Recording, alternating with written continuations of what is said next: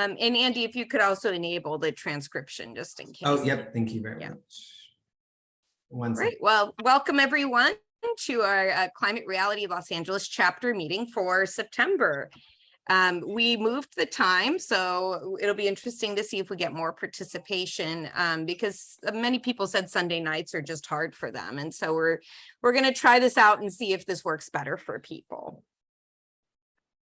Andy, did you want to chime in anything or should I? No, just welcome everyone. And this is being recorded because again, we know that it's difficult for people to join, but we do think that our meetings are valuable and we have a great guest speaker. So I'll let Tara continue with the land acknowledgement. Wonderful. Okay. We recognize the unique and enduring relationship that exists between Indigenous people and their traditional territories. We acknowledge that we are collectively on the historic homeland of the Kizh, Tongva, and Chumash people. Let this acknowledgement serve as a reminder of our ongoing efforts to recognize, honor, reconcile, and partner with the peoples whose lands and waters we benefit from today. Thank you, Tara. Without further ado, I'm going to introduce our great guest speaker. So give me 1 second to make sure that I pull up the correct bio. So tonight's guest speaker is Alex Fisch, a current Culver City Council member and the former mayor of Culver City. During his tenure, Mayor Fisch successfully oversaw the passage of an ordinance to phase out oil and gas extraction from within the borders of the city. Councilmember Fisch has also been an ardent proponent of sustainable and equitable public transportation, mitigating homelessness, and building electrification. Please join us in hearing from another elected official dedicated to combating climate change and increasing urban sustainability. Thanks for having me. That's a nice intro. Thanks, I wrote it. I'm kidding. So Councilmember Fisch, do you want to start with some, just a little bit of background about yourself, or we also have some prepared questions. So whatever feels good to you. Sure, I'll be brief because I know you don't have a lot of time, and I saw some of the content you want to cover. So, and I'm long-winded sometimes. I'm sorry, but yeah, a big part of why I ran it all was a recognition of the huge disconnect in local government as it currently exists and what all of the regulators and scientists are telling us about sustainable urban policies, development, transportation, all of these things. There just was the gulf was too large. When I looked at what IPPC was saying and what California Air Resources Board was saying, I wasn't seeing any movement at all, and I wasn't seeing any of the best practices that I was reading about from people who really look at cities globally and at American cities in particular. And I thought I just felt that there, but beyond the moral imperative of taking climate action wherever you can. I just didn't feel like I could stand by, and I felt like there were a lot of other people in the same position, and so I really dedicated myself. Throughout the term, I kind of picked up momentum because you start doing this stuff and you start to get the backlash, and you think, well, if people are going to make me pay for every little inch that we're going to gain of the miles that we have to travel, then I got to keep going. So that's been my first term, and I really appreciate the invitation to be here tonight. Well, that's great. And so let's just dive right into some of those things. I mean, first of all, it's just so great to hear that you as an elected official felt this urgency and the need to do things. And I just wish and hope that all people in elected positions do that. So thank you for being an amazing example. So let's talk about some of the things that have happened in Culver City, because I really feel like Culver City has stepped up its leadership on this front. So the first, or one of the things that Andy mentioned was phasing out oil and gas extraction within the boundaries of Culver City. So tell us a little more about that, and how did you go about getting that done?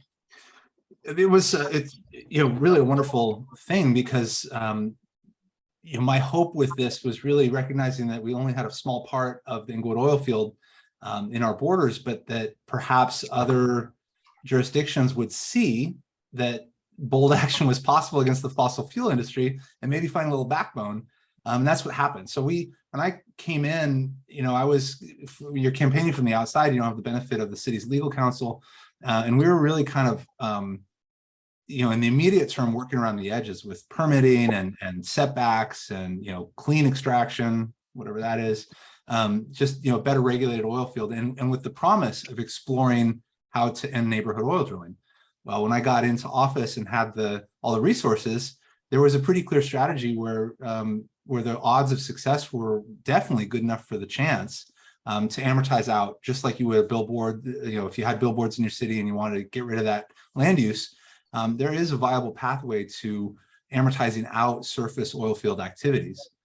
So obviously, there's lots of wrinkles, and we're sure to find out in court how our theories hold up. But when you get lots of jurisdictions moving in a certain direction, it changes the whole zeitgeist. It's when you've got the state looking at how to increase setbacks, which legislature, Governor Newsom just signed a setback bill last week, and LA obviously is carrying forward our momentum to get rid of the rest of the activity in the Englewood oil field. It's going to change industry. So it's sort of like a lot of things that I think local government can do on progressive environmental issues are sort of like the success we had with the plastic bag ban, which it's getting rid of single-use plastic seems like old school environmentalism, but it's still very important. Ask a fish or turtle, but it was sort of guerrilla warfare, almost like city by city passing these bans, and finally the state had to take action. I think that there's a lot of lessons there in a lot of different areas, and certainly with extraction, it's a possibility. Because the other thing I'll tell you is that none of these industries, no extractive industry actually plans for its own end of life. They say they do. They say they have bonds. They say they can pay for the cleanup with the revenue from extraction. I used to be a bankruptcy lawyer, corporate bankruptcy lawyer, before I did this, and before I, now work in environmental law. Nobody ever does it. It hasn't happened once. So. Yeah, that's a really good point. And it's just so interesting what you're saying about, like small cities, they start a process and then it does expand out. So like after Culver City phased it out, LA came soon after, and hopefully that's what happens. It's like this chain reaction, and then all the cities in California do, and then the whole country, and we phase it out permanently, it's pretty exciting. So those small actions really add up to something big. So in a similar vein, the Culver City, had this quite controversial thing going on with transit. I know your whole city has changed so much because of all the Expo line coming in. But I know this really controversial thing happened where you guys decided to create bus only lanes, which completely reshaped downtown. And I know there were a lot of people that weren't happy about it. Andy actually lives in Culver City, so he could probably tell you more. But, tell us a little bit about that, and how is it going now? Well, we'll find out in November. There's an election coming, and this will certainly be a issue top of people's minds. But this is one of those areas where, I read the greenhouse gas reduction scoping plan that ARB puts out. I know what we're supposed to be doing, and it is to reduce vehicle miles traveled by 20% over the next several years, per capita. And so, we have to provide. It's not enough to have the Expo line. We cannot wait for Metro to build out rail. We have to find out ways to, address the horrible transportation system that we had pre-pandemic anyway, give people more options, and also, encourage people into great options that are not their cars. And so Move Culver City is about 3 lane miles total, so 1.5 miles almost in distance of bus and bike lanes. Everywhere it's wide enough, you got fully separated bike lanes. And then everywhere it's not, you've got a shared mobility lane that works pretty well. It goes right through the Expo line, through the Culver City Arts District, past the Expo line stop and into downtown. There's an electric circulator that comes, given labor issues, it's not quite as frequent as we designed it to be, but it's meant to be 10-minute headways during the peak demand parts of the day. And we've extended the circulator. It's been popular, and a lot of people further along wanted access. So we've extended it all the way to, I think it's all the way to Sony's lot, but I forget. It's a little bit further now. But so, I can't disclose the numbers yet, but they're audited, and they're very good if you like biking, walking, and transit use, which I do. And for drivers, the delay is, I think people are going to be surprised that the actual data, the objective experience of driving through Culver City's downtown is not a whole lot different than it was before. So what's exciting about this to me is that I thought it was an important proof of concept, a paradigm shift, certainly something to grow. but I didn't know. It's better to be lucky in politics than good. I didn't know that the Olympic mobility plan would fit so well with this. This really could be, if people want it, if people want to take real climate action and really want to build the third revolution of LA's transit system, there's an opportunity to make this the seed that germinates into a whole network of fast bus lanes throughout the region. So we'd have the rail as the spine, we'd have these bus lanes doing, the heavy lifting of the muscles, and then the capillaries of dedicated bike lanes and different mobility, solutions, on-demand mobility solutions. So it's going to take political leadership, but Metro is interested in that level of transformative change and leaving a legacy behind the Olympics, which, when you look at most Olympic experiences in regions, that's not the type of thing that people get. This would be, if you look at who rides Metro, we would be actually delivering a transportation system that dramatically improves the lives of people living under the poverty line. Imagine that being the legacy of our Olympics. That's pretty amazing. And you're right that we have such a real opportunity with the Olympics coming. I think the bus only thing is a game changer, honestly. Like, I don't know about, other people here, but I know many people don't take the bus because they just sit in traffic. So as soon as you rectify that situation, a lot more people are going to take it. I really agree with you. And Andy, I was just curious, like, what, as a Culver City resident, what do you think about all of those changes in downtown? I definitely agree with the paradigm shift. I have seen an increase during peak hours as far as traffic goes. So I know that is frustrating for residents and people driving down there. I know all that. I did have a question though that ties in nicely. Is there an opportunity, because I agree that it's a great opportunity, is there an opportunity to reroute more buses down it so it's used more frequently and so that it's in greater use? That's the thing that I see. I don't see a lot of buses, so I'm curious if it's at full capacity and if it's really being used to its full extent right now. That's a great question, and absolutely the thing that bothers me the most is that we have not combined the investment in short headways, because that's, transit is great when you don't have to look at the schedule or your phone to see and the consequences of missing the bus should never be 45-minute waits. That's our current transportation system, and that is the biggest hiccup that bothers me the most with this. Fascinating. So let's talk about reach codes. Actually, the city of Santa Monica tonight is voting on hopefully adopting a zero emission building code standard. Very exciting, and also a EV charging ordinance. So I'm just curious, when's Culver City going to do it?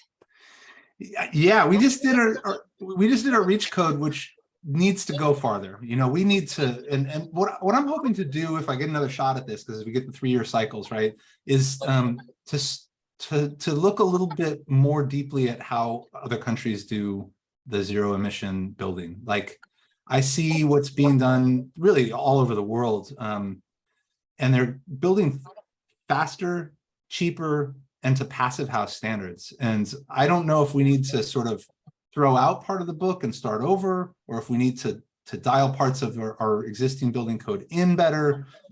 That's something I really hope to learn about, because we're sort of through a lot of the nasty zoning fights, and now it's exciting to get into the really nitty gritty. How do we make it actually efficient, clean, circular to build? So I'm a big fan of zero emission buildings, green building, circularity. Well, you can use our affordable housing project as a case study, hopefully. I'm excited. I hope you take notes on all the things where we could improve. For sure, because we're still learning too. I think, for the whole industry, we have a lot to learn, and so we can perfect that process. So Andy, I know you had a couple questions you wanted to ask, and then we'll throw it out for audience questions. Perfect, I do. So this should come as no surprise only to Mayor Fisch. I'm big on the drought, so I wanted to know, given the severity and ongoing nature of the drought, what specific measures is Culver City planning and implementing to conserve water and expand sustainable water infrastructure like water recycling, rainwater capture, renewable energy, and other nature-based solutions? Yeah, that's an awesome question. And as part of my day job, we're getting ready to litigate over Colorado River water for the next century. There's already some 60-year-old water rights cases. We'll make a few more. I credit to city staff and the culture that sort of has been in the city for a while, that we're sort of ahead of the curve on stormwater capture and reuse. The best example is Culver Boulevard, where you see on the surface it's just a beautiful new bike path and park, but underneath is 19.2 acre feet, I think, of stormwater capture that is routed to Hyperion and then comes back in the purple pipes that they have. We need to go farther. Some of that state level, we need sort of indirect reuse to expand for sure. But absolutely, the future of water is local and it's distributed. I think one area where I would critique our regional water approach, and I hope to use the platform a little bit more if I get another shot, is that we are really investing in these massive civil engineering projects, which sometimes is good, like the Culver Boulevard project is good, but I think we need more distributed water reuse treatment. We need more distributed treatment. Having just Hyperion, and I forget the name of the other one, is very, it's precarious, it's fragile. Just like the energy grid, we need to distribute that more. And I think one thing that I'd hoped to do in my first term and didn't get to was to really implement the low impact development standards for people, for residential neighborhoods, especially, but really everywhere, because it's in our EWIMP, the Enhanced Watershed Management Plan, the local the low impact development standards are they're not given much credit. But I think that there's a lot more potential than the EWIMP kind of recognizes, and we can deal with our Clean Water Act obligations, per the plan, while also going beyond and having really great, on-site stormwater capture and reuse, bioswales, rain barrels, all that stuff we can do so much more with. And certainly the basic is incentivizing people, rewarding them, celebrating our native plants instead of the lawn.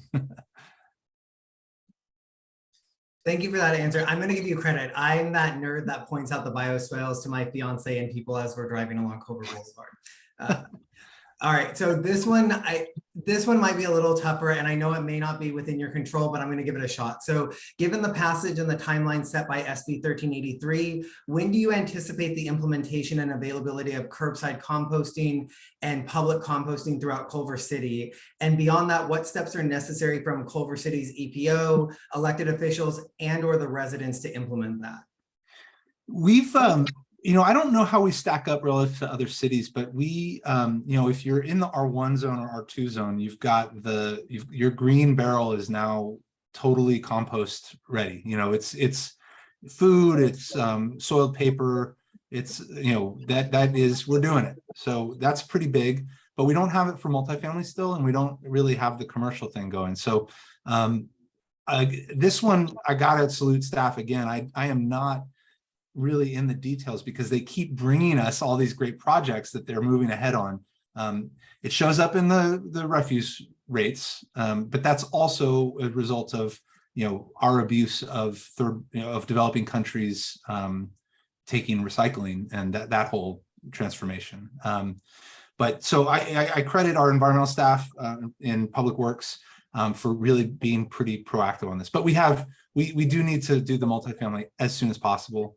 And we need to do the commercial because it's so much, like the restaurants produce so much green waste. Yeah, thank you. That was why I was asking. I live in a multifamily unit and I'm in downtown Culver quite a bit. I'm like, oh, but where are the green bins? Like I will take it home and then compost it at UCLA, which is what I still do. Well, thank you for going that extra mile. I'm just as bad at my work. There's I've got my own 3 little containers, but a lot of restaurants are already doing it. And, we passed an ordinance to phase out single-use plastics to a great degree that includes restaurants. There's going to be no throwaway service at restaurants in about 2 years. So goes the rule. We'll see if the council still is composed of people with the backbone to enforce it. But at that point, it's absolutely in restaurants' interest to start to collect that stuff. You're already doing so much. Yeah, and I was just going to say, we have a climate business working group, and Andrew and Jeff are do a lot of presentations to businesses about how you can be more green. So if you guys are ever interested in that, look these guys up and we can help you with that. I would, yeah, that would be awesome because I think most of it's education. I think restaurants will grumble and do it, but they have to know how to do it. For sure. Andy, did you have more questions? I'll conclude with one last one. What do you recommend for Climate Reality and other concerned residents, environmentalists, to really raise the profile of climate change and just having elected officials pay attention to it and take action? I think that's a big takeaway for anyone on this call and people that will listen to the video is what can they do to really be effective and see impactful change? I think it's a great question. And I think during just my first term, I've seen the turn towards what I think is the most important answer, which is real basic, but speaking up. There are a lot of issues. Tara sees this all the time as an affordable housing developer. There are a lot of issues where good people don't turn out because they assume that elected officials are reading all the things that elected officials should read and doing and like have the best interests of 5 generations, 7 generations down in mind. And unfortunately it's not true. So they're not, I think people who want good change are not used to speaking up, despite the sort of despite the stereotype that if you're trying to make a change that you're the squeaky wheel and not representative. I think actually that people who want beneficial change are much more muted than people who are resistant, whether it's because they're not knowledgeable or just they don't like change. So speaking up, going to candidate forums and making people answer questions, reveal their ignorance, explain or commit. Make them say it means something. When an elected official stands up in public and commits to do something, the decent ones, will remember that they said that. They're not all decent, but it's get people to commit on your specific issues, whether it's all the things that you've asked about here. Thank you. Yep, voting, use your voice, encourage others to do the same. All right, so we'll now turn it over to others in the audience. Steve, I know you had a question, so feel free. Alex Fisch is here. Sure. Yeah, this is just really a general question, but I mean, I find this with a lot of we all care very much about the environment. And I'm just wondering how you're posing the money question to people, because, and what I mean by that is I do solar. I've been doing solar for 10 years and I hardly ever talk about the environment with people. Right. I mean, I do if people get into it, but I mean, I probably have, and I don't mean to get political, I probably have hundreds of customers who are Trumpers. And I do it by not talking about politics, not talking about climate change, which is a hoax and all that. It's about money. It's, do you want to spend this much or this much? And I feel like, I did a Zoom last year on Earth Day. I was really honored to do that with our group. And I was really talking to people to say, talk about money. That's what they care about. And we should lean into that, because the money question, I mean, the bottom line with money is, people think going green is expensive because they're always comparing an apple to 25 years of oranges. You know what I mean? Why should I spend $20,000 on a solar system? I'm paying $150 a month. I agree. Why don't you pay $100 a month and fix it so it never goes up? Why don't you refi your electric? So, I'm just asking, as a politician, I think that it's a very strong, it's a weapon that we have that I don't think we use enough. And I would love, to see folks leaning into it and say, yeah, let's talk about money. Let's talk about the fact that we're going to spend this kind of money in the next 3 years when we could spend the same money for 25 years. And it sounds like you guys are already on that track, and I love it. And I want to encourage folks to lean into that money question and get better at it. That's all. No, that's it's a great point. I mean, I think at my best, I'm a bit of a code switcher, right? Like here, I know what this group is about. And so I'm just laying it all out, the way it is in my head. When there's a million reasons to not pollute the air. And, it depends on the group I'm speaking to, because I'm never dishonest, but I certainly emphasize different aspects of climate action. And there's plenty of self-interest in it, plenty. Well, to that point, does Culver City have rebates, or are they getting ready to gear up more incentives so that people will adopt some of these efficiency measures? I think we need to. It's never been part of the conversation here. And I think, as we identify the more difficult but higher impact things, that is to the money question. If you look at the combination of public and private spending, that's really what we spend on things, right? You know, we always think about transportation, ignoring the cost of our car, and we think of the freeway as free. When you actually pull out your calculator and add up all the different aspects, if you were to have a great public transportation system, you'd probably be saving money. Same with healthcare, right? So, you know, I think I would love, you know, for people who are really into the technical details to you know, anytime that you can educate me on something like, oh, here's something where if there's a little bit of incentive, the combined benefits to society and the homeowner are huge. I'm absolutely receptive to that. Yeah, and the state is really, you know, stepping up to the plate in terms of a lot of rebates for decarbonization and stuff. But, you know, I think for building owners like me, like we definitely need as much help as possible because the cost can be enormous, even though long term they will probably save money, but short term there is big upfront cost. So, you know, especially with single family homeowners, like to Steve's point, if we want to incentivize people, we got to make it worth their while fiscally. Yeah. Anyone else want to pose any questions to the council member? I have a weird off the wall one for you, council member. Hi, I'm Carrie. I apologize. I had to jump on late. I was making dinner for the family. Has there been any discussion, at least at the local city level, around around all of the homeowners that have swimming pools? We've been talking about, at least in my line of work, water policy and how we can save water. And just in our research, I'm learning that pools lose 600 gallons of water a week evaporated from the top that don't have pool covers. And you know, it's just something that's shocking to me as a hypocrite pool owner. And I'm looking at the Home Depot pool covers, and we've done them before and they disintegrate into nothing.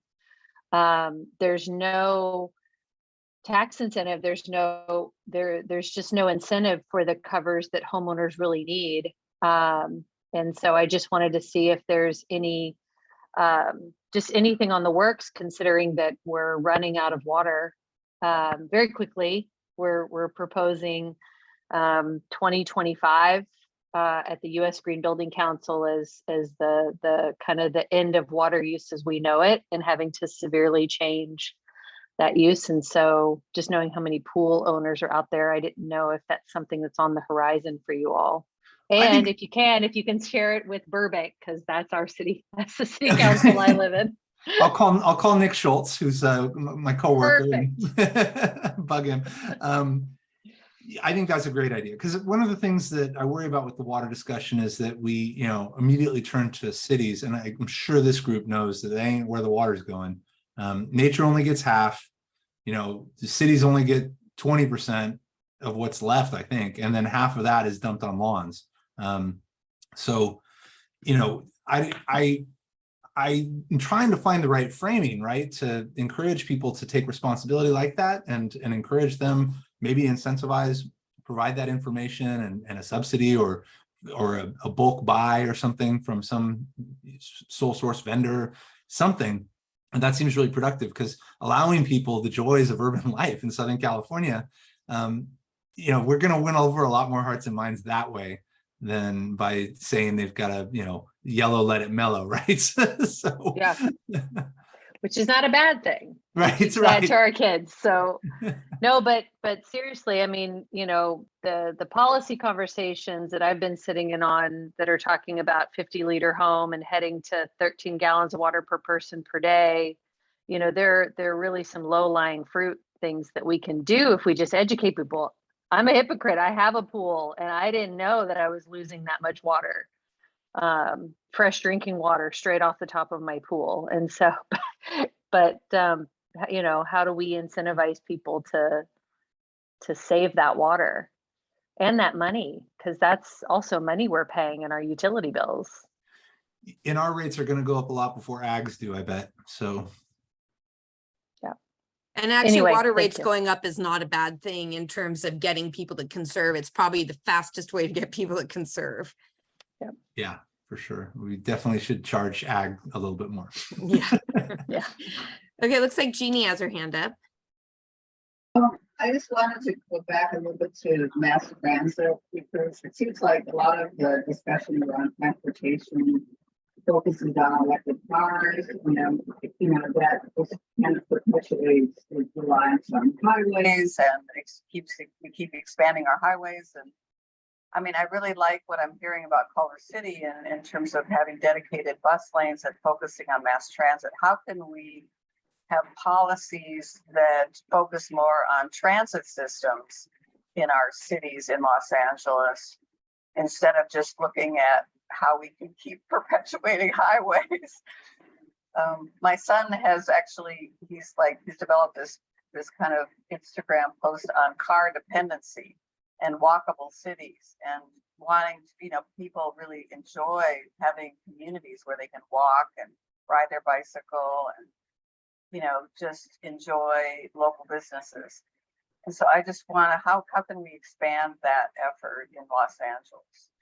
I've got a very specific idea on this one, going back to Andy's question. The place to put the most leverage over the next few years, handful of years, is at SCAG, the Southern California Association of Governments, because it's SCAG that really charts out the region's transportation priorities and allocates big federal dollars. In some ways, it's even more important than Metro, and it will continue to become more important as and I'm sorry, I wish I could remember the actual name. It's a terrible sin as a politician to use acronyms, but SCAG develops the RTP-SCS, which is something, Regional Transportation Program, Sustainable Communities, something. That has, that started very toothless, but the goal was to really tackle that VMT issue, the driving per capita. And obviously people are going to still drive. It's just getting, fewer trips and more alternatives, more stuff close to, more people close to their jobs, more chores, errands near them. So it's not a ban cars thing. It's just to create more options and improve the land use. But this has, over the last decade, has tightened up. And this particular cycle of, the umbrella term is Connect SoCal. That's the process that's going on right now, aiming for 2024, a new plan. That's going to start to get tightened up with land use, I suspect, through state legislation. And it certainly is going to affect transportation dollars that are invested, in particular, whether money is spent to widen freeways. And I saw the point, absolutely, we should change that name, highways or pollution vectors. But, there is an understanding at the staff level at SCAG that we must never widen another highway. Getting that to a body where the mayor of Big Bear has the same seat at the table as Eric Garcetti is a challenge. And I can tell you that people showing up at those meetings has a great impact, because it's usually so obscure that that elected officials feel like they're sort of working behind the scenes, and their job is to just maintain the status quo. People coming in and demanding change is very impactful. And the other place is Metro. Metro is a little tougher, and they deal with these big capital projects and stuff, but definitely SCAG is susceptible to that influence, has a tremendous influence on the big picture planning stuff and investment. And so that voice vote and talking to friends, that's like next level. That's the highest impact that you could make. And sorry to ramble on, but the specific example I have in mind is with the last housing needs assessment cycle, watching people organize to say, hey, the homes need to be assigned to where the jobs are and where the transit is. That was a very successful organizing effort, because of course it's right. When you have right on your side and a bunch of people coming out, it's quite impactful, even if people are dragging their feet. And so there's some politics to it that made it come together, and that, UCAIPA and Coachella Valley didn't want, 30,000 homes assigned to them. And so it was progressives in the coastal areas with people who didn't want to legalize housing out in the outlying areas that could politically combine. But it was the organizing effort that identified that political opportunity and then applied the pressure to get a homes plan that really focuses on where jobs and transit are. Yeah, So- it's funny you mentioned that. I was actually at that meeting when they voted on RENA, and you're right. Like SCAG is this weird, obscure thing that people have not focused on, but you know, all the cities are there. Big decision makers are there making big decisions. So I think that's a really great point that SCAG is an area that we should focus on as advocates.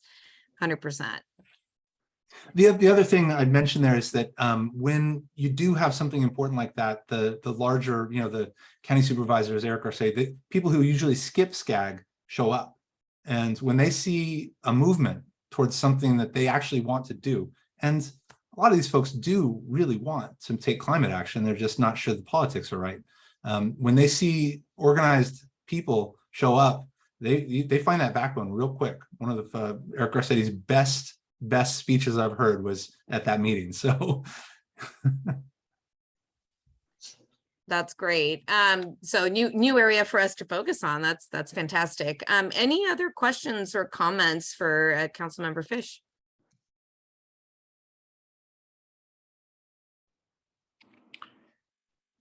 Sure, why not?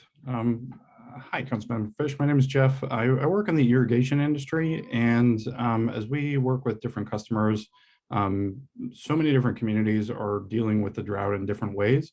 I just wondered if you could talk a little bit about, are you being forced to rethink the way that the plant material is in the city? And, you know, are you being forced to replace turf? You know, can you just kind of talk about how Culver City has been affected by that and the different ways that you're responding? yeah, I appreciate that question. I think we're behind, candidly. And it's ironic because it's something that I care about personally very deeply. I was the fool 15 years ago who ripped out his lawn in frustration and, you know, started experimenting with native plants. And it's a little embarrassing that I have not imposed my will on our public lands. Because it is like, it's amazing. Like, it's not just the water saving, it's like zero water. I water when I plant something new a couple times, and otherwise it takes care of itself. I trim it up, I clean it up, and that's it. So gone is all that dumping water on the ground, gone is all that effort in the yard. And now there's lizards and these cool wasps and little butterflies. And, you know, why not take that citywide? So yeah, we need to do that. We have a lot of retrofitting we need to do. We probably need to replace turf with, you know, you may know better, but I'm familiar with Buffalo UC Verde. It sounds like there's something even better now that's more drought tolerant and tougher. We have very old school turf. It's not working that great, consumes a lot of water. We are doing overhead, you know, sprinkling. There's a lot of room for improvement. Thank you. So Jeff, what's the answer? What's the best ground cover?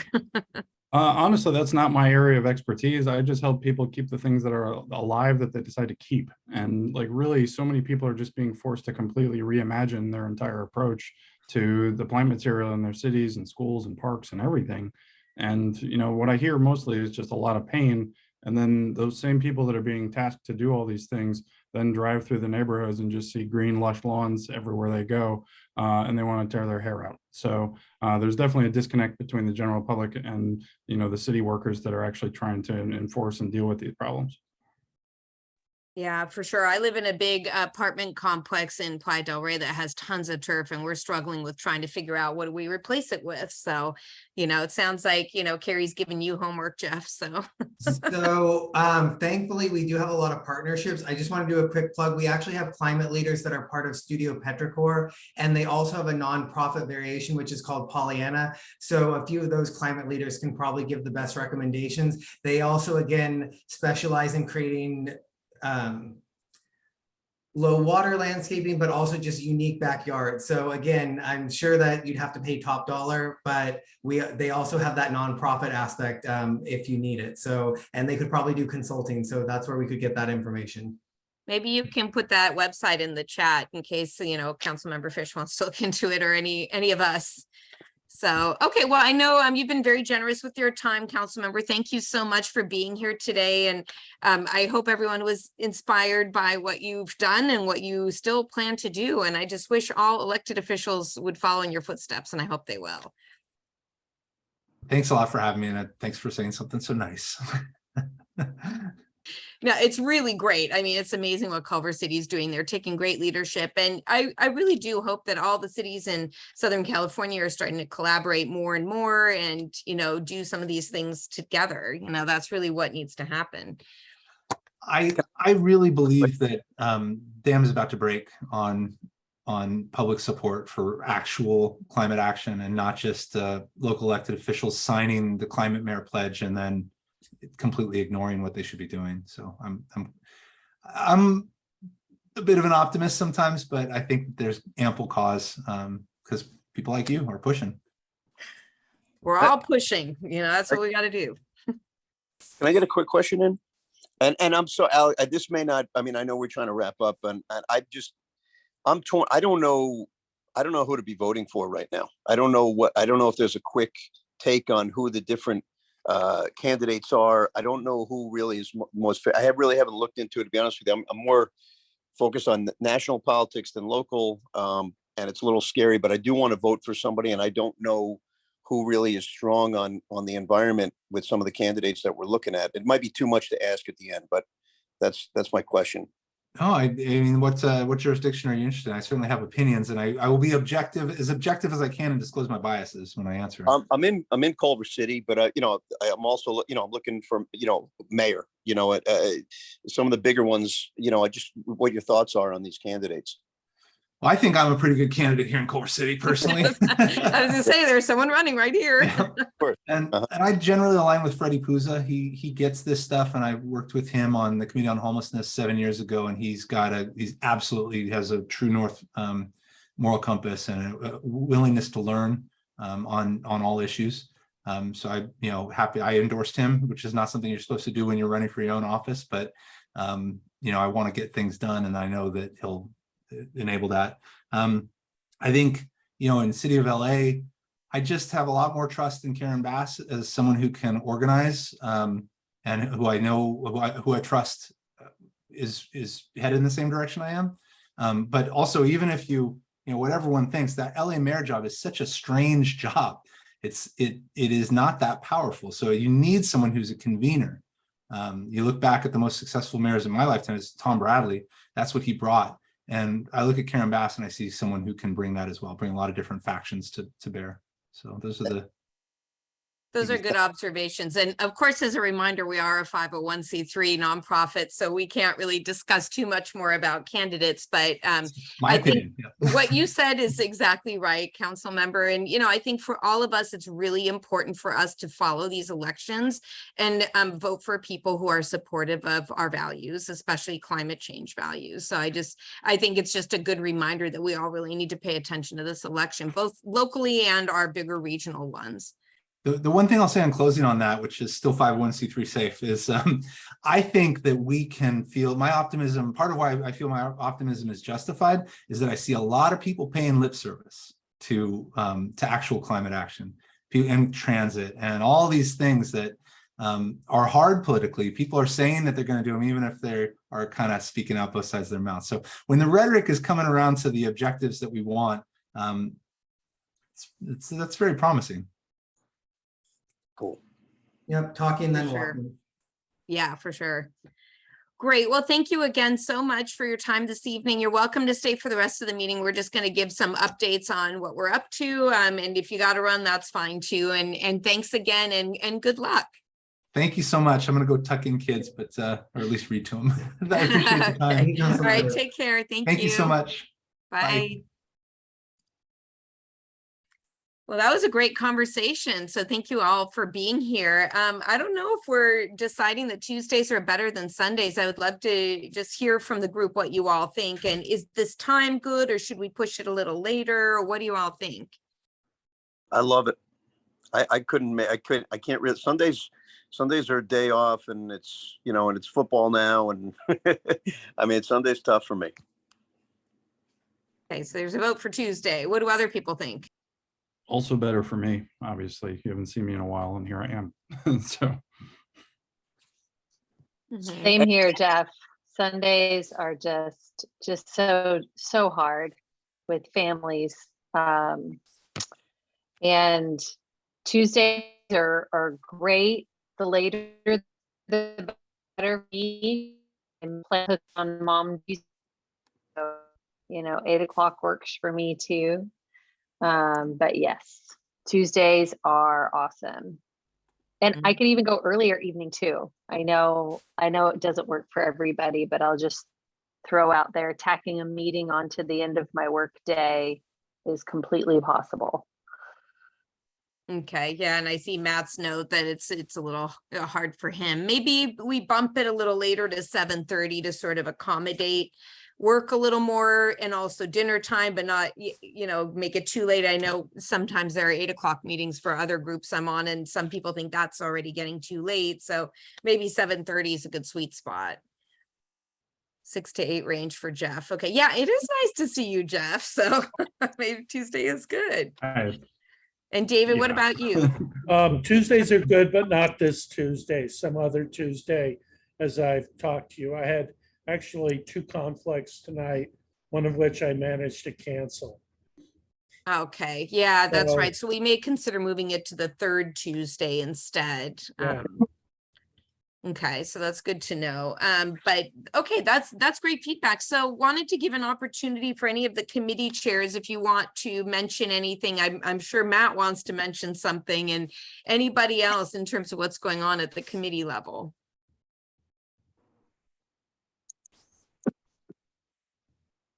Yeah, I can say a few things as liaison. The challenge is there's 3 challenges in the liaison or the community engagement, as Jeff had a committee that Cecile and I went to, community engagement. They're really very similar. One is knowing what the different committees within our chapter is doing. The second is knowing what other chapters in climate reality are doing.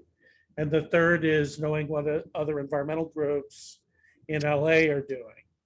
And I'll put something in the chat here, but we had a challenge last week with Fridays for the Future, who calls these climate strikes and then disappears. And actually, I thought it was me, but Joan Claire Richter and a few of us, none of us could find Fridays for the Future. We went to Joan Claire and I and a third person named Dennis Higgins, who Matt knows, showed up at Santa Monica High School. There was just 3 of us there. It turned out there were a lot of young people in front of City Hall. This is, a climate strike should be the middle of the day. So it's noon on a Friday. But there were, by different reports, dozens or hundreds of people in front of City Hall. And then Dennis tells me there were a couple dozen people perhaps at Pacific Palisades High School. So now I know Tuesday of this week what I should have known Tuesday of last week. So I'll put some stuff in the chat. We need better relationships with Sunrise 350, Sunrise 350 Sierra Club, and a couple other pretty good sized groups. And we still haven't gotten there yet, but I'm working on it. That's it. Well, that's great. Thanks, David. And thanks for representing our chapter at that climate strike. I know Andy and I were both saying it's really hard Fridays when people are working, but if we have a little more advance notice, people might be able to rearrange their schedules and whatnot. So we'll just keep at it, Second. So Matt, I had just kind of shouted you out because I know you need help with presentations. Do you want to mention that? And then we can go to Jeannie. Yeah, I just dropped the information there into the chat. We have lots of presentations pouring in from LAUSD schools for climate reality presentations, and Jeannie's done them for us. David, you've done them. I think Jeff has. Tara, Andy, I bet we've dragged you into them as well. Jen, so lots of people here who've done them. If you haven't and are interested, that website that I listed in there gives you information about it, gives you a little Google form to sign up. So I hope you'll check that out. And then there's also, we haven't done a speaker training boot camp in a while, and I would just love to kind of hear from people about the kinds of information they're interested in getting, or the kinds of forums or discussions they're interested in taking part in. So that's on that at that website as well. And that's it for me.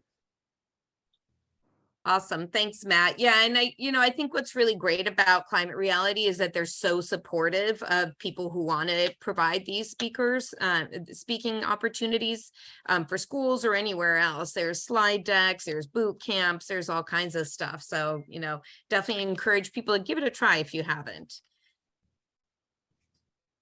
Jeannie, you wanted to chime in. I was just going to give an update on the Climate Literacy Committee. I know Bruce's not here, but today there was a school board meeting. It's been challenging to actually attend and give a disposition at school board meetings because of the scheduling is kind of crazy. But they were advocating for green campuses, but there were a lot of concerns. Like, I guess Kelly Nones, who is the chair, put out a recommendation to have the green campuses, but there were a lot of comments about how that should look, and so we prepared some statements. I wasn't able to go because of the timing of it, but I know Lucy and I prepared some comments, and probably some other people.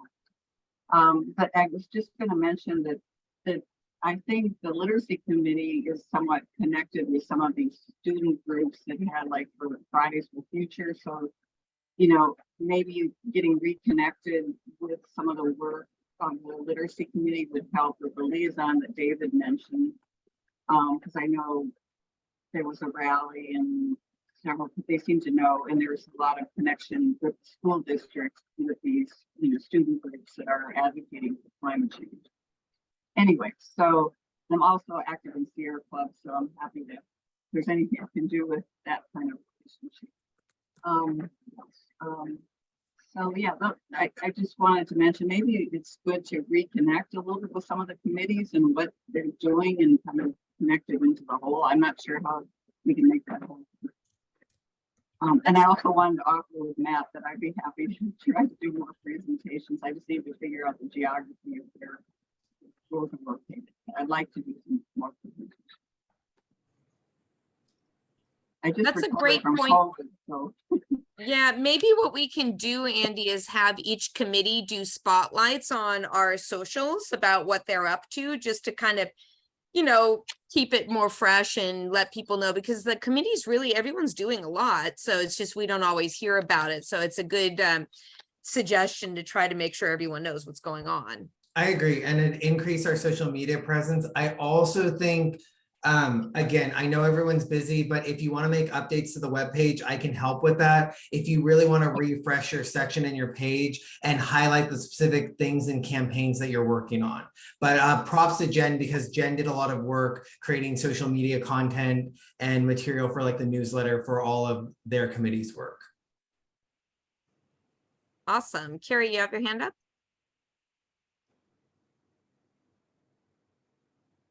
Carrie? I do. Sorry, it took me a second to get to that mute button. Eugene, I just wanted to let you know that the Green Schools micro grant application process is open, and this is for everybody. The U.S. Green Building Council Los Angeles provides micro grants to schools every year for green projects, and so if anybody wants to encourage a school teacher to apply, now is a great time. I know they have not received all of the applications to fulfill that funding, and so there is still funding available. So wanted to share that with everyone. And then, Tara and Andy and I have been talking a little bit about just fundraising for the end of the year. And so just wanted to plant that seed with everyone. I know we're still trying to just think through what we want And so I just want to continue to plant that seed of, what do we want to do from an impact standpoint? Is there a highly visible project that you thought about, but you didn't have the money, and so you didn't want to bring it up? I just want to continue to plant that seed, because from a fundraising perspective, we can still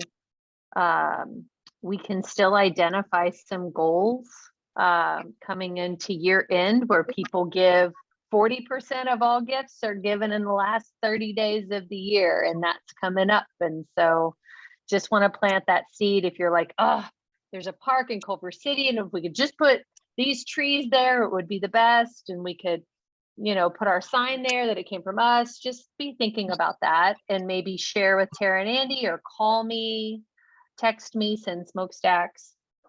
And then I would love to, just help you get the funding that we would need to be able to do that. So first we have to decide what we want.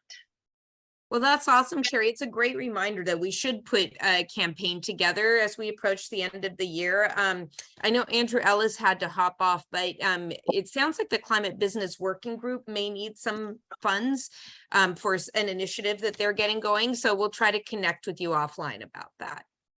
Sorry, Tara, really quickly. I put 2 of the suggestions, including the climate business needs, in the chat to Carrie. So Carrie, you have them in the chat just as a frame of reference. Great. Awesome. Okay, thanks, Carrie. Ashley. Yes. So Tuesdays, definitely, back to the earlier question, way better than for me than Sundays. I get it if it doesn't work for everybody, but yeah, because obviously I'm here and I don't think I've ever been to any other meetings. The Climate Business Working Group is hosting, we're launching this speaker series. And so we're hosting our first lunch and learn on November the 3rd at 3 o'clock. Love for y'all to join us. If that's something that we should share with the councilman who's just speaking, whose name I've already forgotten, I'm sorry, if we should share it with him, like if there are businesses he wants to include. The focus of the presentation is going to be for small businesses, to provide them the resources and the information that they need to transition to be more sustainable, specifically focused on restaurants and cafes and food trucks. So that is number 1. So that's what we're up to. So we're super excited that we have a date and we're gonna get going. I think we have some committed. I think we have our panelists committed. So we are in a good place, and we're working with the Green Business Network folks at LA City, because what we learned is that they need support. And so we felt like we should collaborate with somebody who needs the support, as opposed to trying to like create our own thing.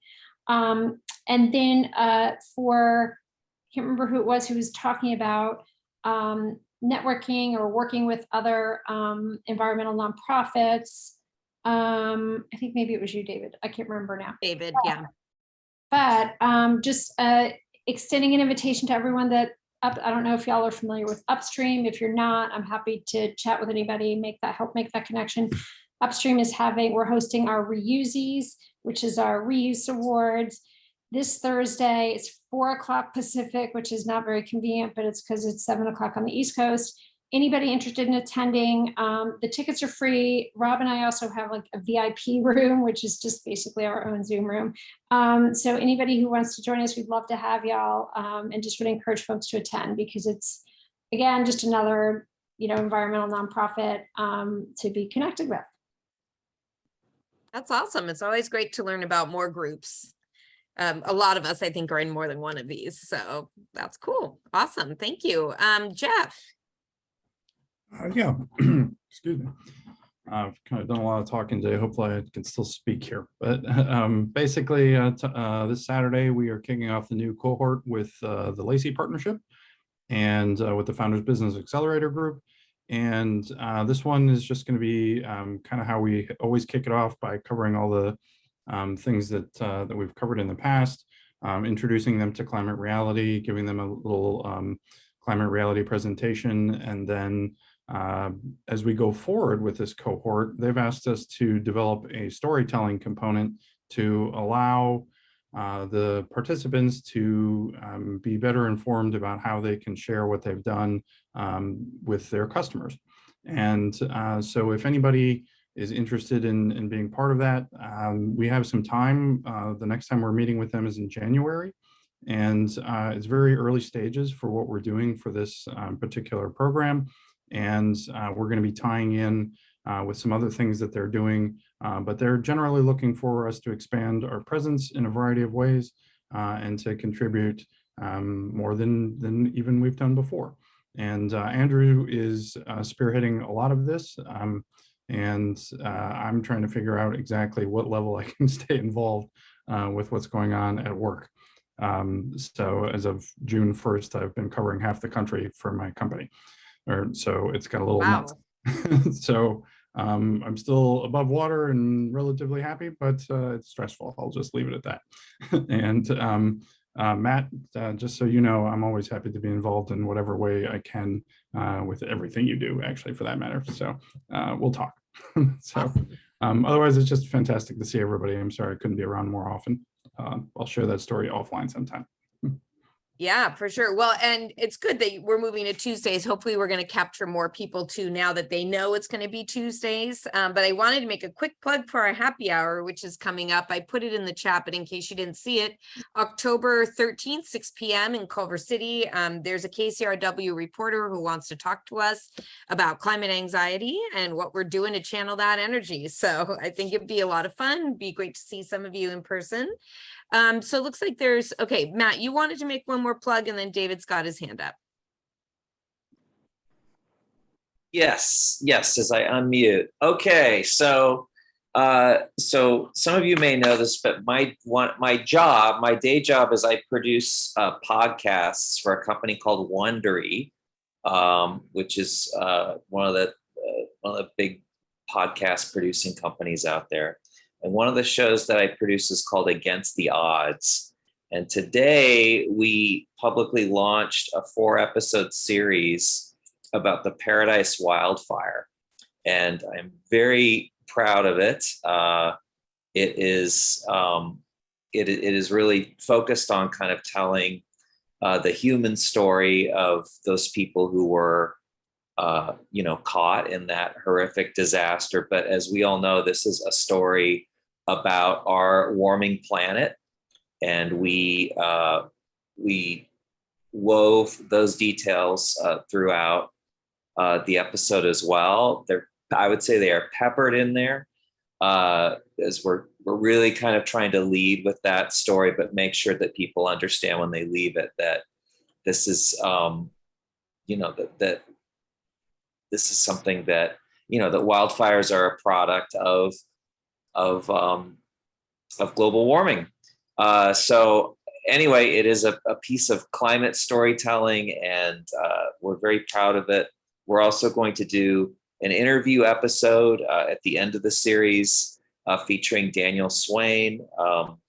It's a climate scientist from UCLA who will help to give that kind of context around it. But anyway, wanted to share that. Very excited about it, and I'll put a link in the chat as well. That would be great. Thanks so much, Matt. Sounds amazing. Awesome. Okay, David, you have your hand up? Yeah, Carrie, I wanted to ask you, you talked about micro grants in LA, USD. What kind of money, what kind of budgets are they?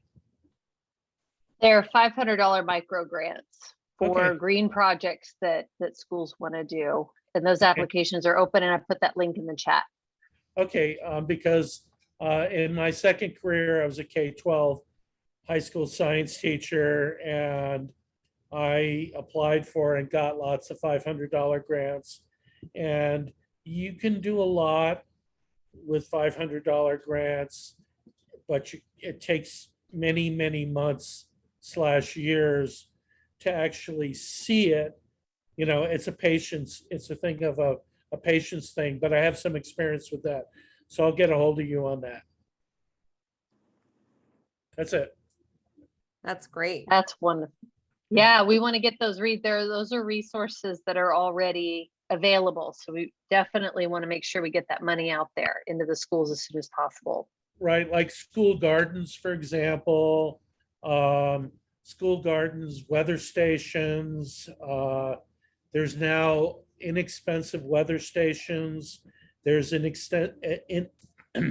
inexpensive but still high quality air quality monitoring systems. There's a lot of things that can be done now for less than $1,000. That's right. David, remind me, we need to talk about indoor air quality monitoring because I just worked on a mega grant for indoor air quality for LA affordable housing. Okay, I'll put my email in the chat. Perfect. And then Tara, can I just give a quick shout out real quick? For those of you who don't know, Tara was a panel speaker at the Thought Leadership Series for the U.S. Green Building Council recently. And not only did she represent her industry well, she just represented us very well, and just was very, very.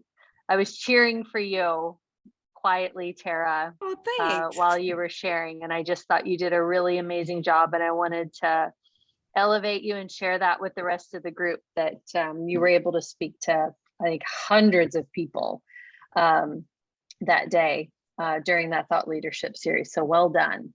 Oh, thanks. I actually totally forgot about that, but that's wonderful. Thank you. Okay, Andy, anything else? I wanted to give Jen the opportunity if you wanted to talk about the Sustainable Ag Committee.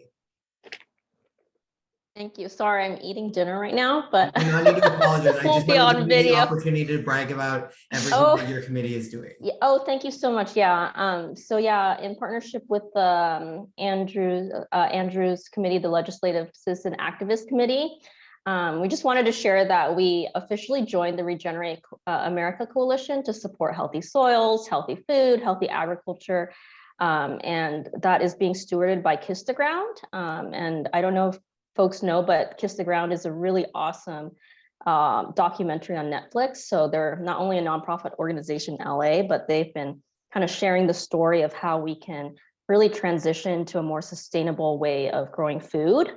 And so we're just so excited to be part of this coalition and just excited to work with them as the 2023 Farm Bill discussions are happening. So it's exciting. Awesome. Thanks, Jen, for your work, for Andrew's work, and for Lisa's work on all of that. Thank you so much.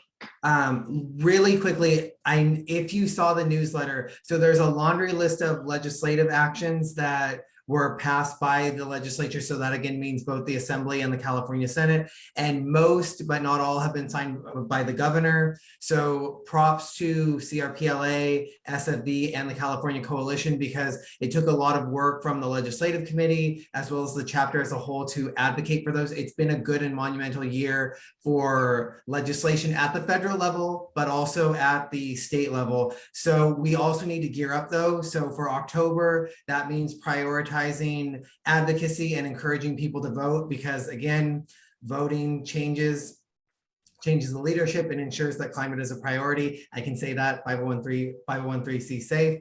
Other than that, I also have a sustainable event series that I'm recreating that can be on social media. So that's going to be available for everyone. I already formatted the sustainable Halloween slides. So I'll be sharing that with everyone momentarily. Once it's reviewed, I want to make sure the youth approve of it, because again, it's going on social media, so it needs to look good.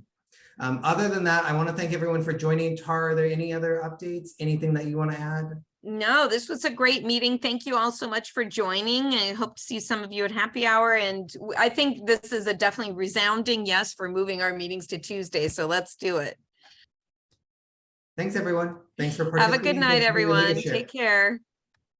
Bye.